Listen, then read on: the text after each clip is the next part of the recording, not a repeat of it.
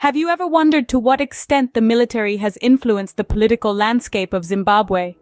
Today, we delve into the intriguing narrative of the military's role in Zimbabwean politics, tracing its evolution and impact. Our journey begins in the late 1970s, during the Zimbabwean War of Liberation. The military at this point was a tool of the colonial regime, used to suppress the independence movement. However, this period also saw the emergence of guerrilla forces, the precursors to the modern Zimbabwean military, fighting for the country's sovereignty. The year 1980 marked a significant turning point. Independence was won, and the guerrilla forces were integrated into a national army.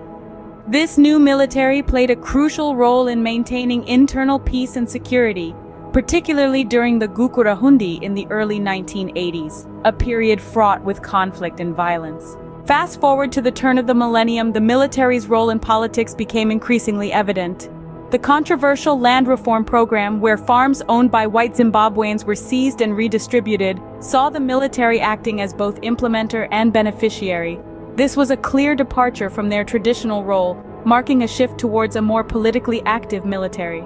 The most conspicuous display of the military's political clout came in November 2017 with the ousting of longtime ruler Robert Mugabe. This event, often dubbed a military-assisted transition, was a definite assertion of the military's power in Zimbabwe's political sphere. In the years following Mugabe's departure, the military has remained a significant player.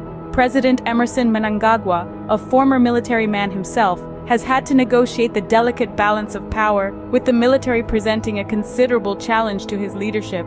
So, what does this all mean? The military's role in Zimbabwean politics has evolved dramatically, from a tool of colonial suppression to a powerful political entity.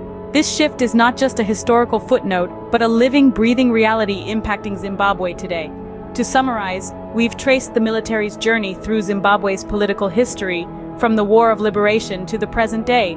We've seen how the military has moved from the periphery to the center of political power, shaping events and policies along the way.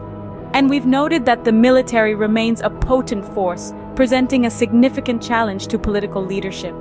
This narrative tells us that the military is more than just a defense mechanism. In the context of Zimbabwe, it's a powerful political player, capable of shaping the country's destiny. It's a story that continues to unfold, and one we should all be paying attention to.